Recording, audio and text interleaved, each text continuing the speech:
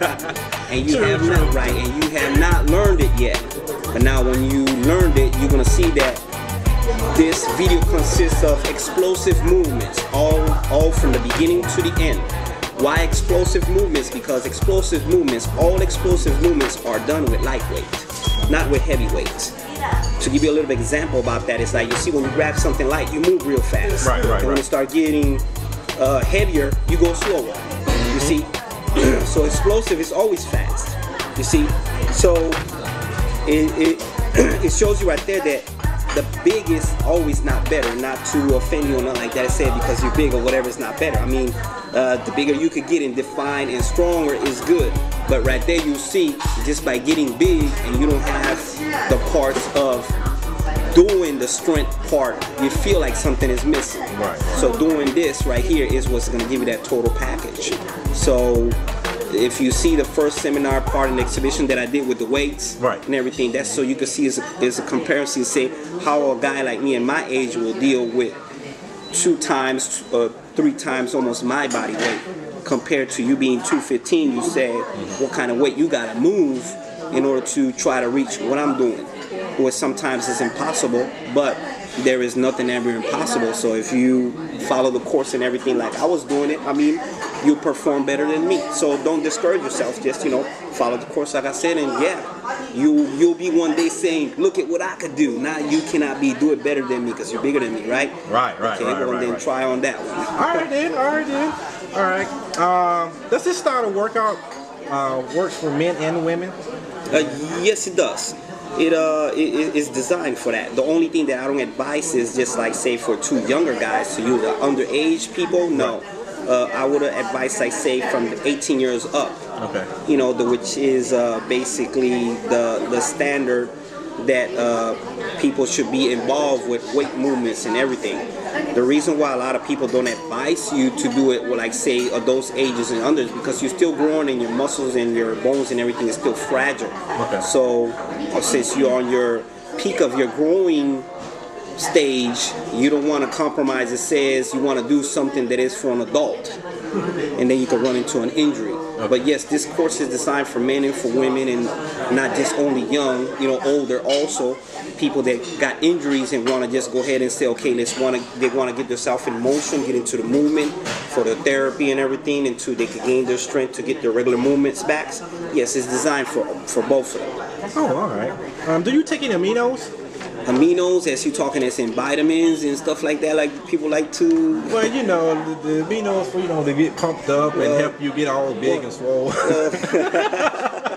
Well, no, not exactly. Well, see, I take some, you know, certain supplements and stuff, right? But I don't get into too much of the amino bottles and a lot of stuff like that is out in the market, because that's another thing where a lot of people confuse themselves.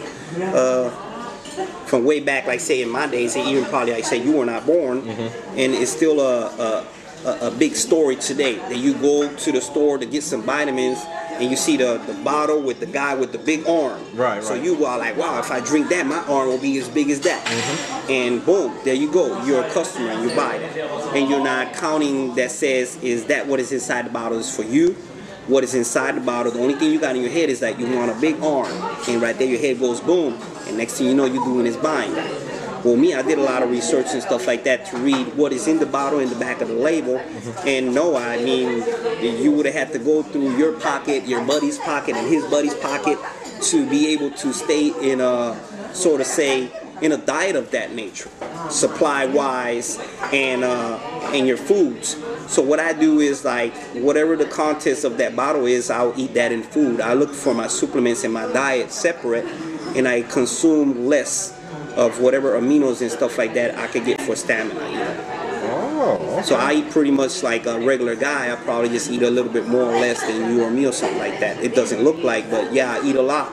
You know, let's eat different portions, and calorie-wise, I know what I eat and I pick before all those aminos, you know, you put that to the side. So it's not a must to be able to do this.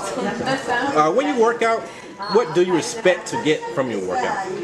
Wow. Well, for me, I like to end out pretty much with a package, just so to say, in your mind: endurance, maximum strength, fat loss, general health, Okay. and you can say maximum size, of course, because when you lose your fat and you're shaping, or so to say, because you're shaping your body and everything, that your end results that you always want to look at, what does your body look like? And you always like your more here and less here and this and that.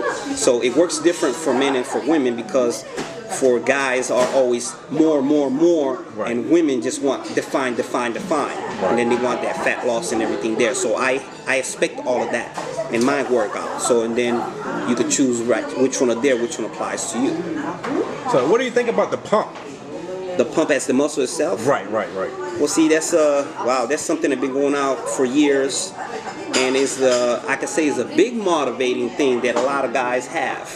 The pump is not something that you want to shoot immediately for. Okay. The reason, because that is like the pump is just a lot of air and blood shooting through that same muscle you pump. That's why they call it a pump. And once it gets filled up, and then of course you look like you're bigger and this and that, but this muscle goes back to normal. It doesn't go down as much as when you started if you're on a good diet and you're on a good exercise itself. But it's not something that you want to shoot it immediately for, because once your muscle, which is your midsection muscle, is the one that pumps up when you're doing that. And you can be doing it wrong, because you might be doing a contraction movement or you're doing a shaping movement and you will not reach that pump because you're doing the wrong exercise. Oh. And I'm getting you on that one on this course right here to how to train them like that, so you know which one you're pumping. But you don't want to go to the gym just because you want to look like, oh, the big drumstick in the gym. Yeah. But that's not getting results. The results of the pumps is too much air and blood inside that muscle and a lot of lactic acid coming out of that muscle. Because so that's when they get right, sore. it's getting sore, right. So if you got 3 sets and you got 12 or 25 repetitions to go and you get a pump at the beginning of your workout, it's going to be like kind of frustrating just to try to finish your workout when your muscle is pumped up to the max. It really doesn't want to move and you're ready for a cramp and you still have not finished your set.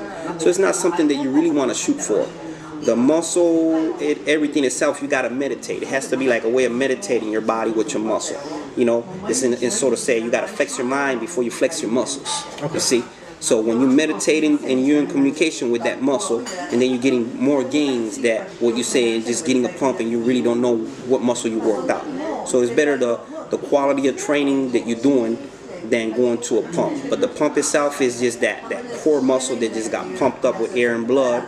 And a lot of people like the feeling and the looks of it, but it's not something you really want right at the back. What things should we avoid in the gym? What thing what? What things should we avoid in the gym, like certain workout equipment? Or avoid? Yeah. Well, Is anything in the gym that's hazardous that we shouldn't use to get a maximum workout?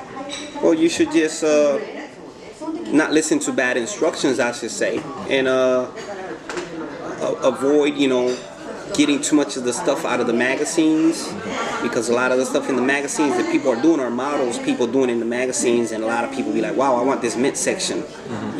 There's nothing written down in the world whatsoever says because you got what the people call 6-pack or 8-pack and your abs are noticeable. It doesn't mean that you're in shape. It just means your abs are more defined, and that doesn't describe fitness itself at all. Basically, things like that of that nature of copying what another guy is doing in a book and you don't know what is the results of doing it, yeah, you should avoid all those things. Okay. Are you sponsored to do this work? No. Usually all the work and stuff like that I do myself. I gotta write the storyboard, I have to do the cameraman, the whole 9-yard stuff, and it's a lot of work. But it's different to what a producer or anybody will do, because they got their staff and all this other stuff.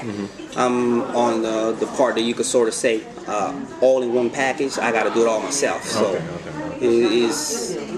a sponsor will be nice, but it's like I said, I got to see what they have to offer in conjunction with what I got to do with this work and some other work that I want to do and is not done yet.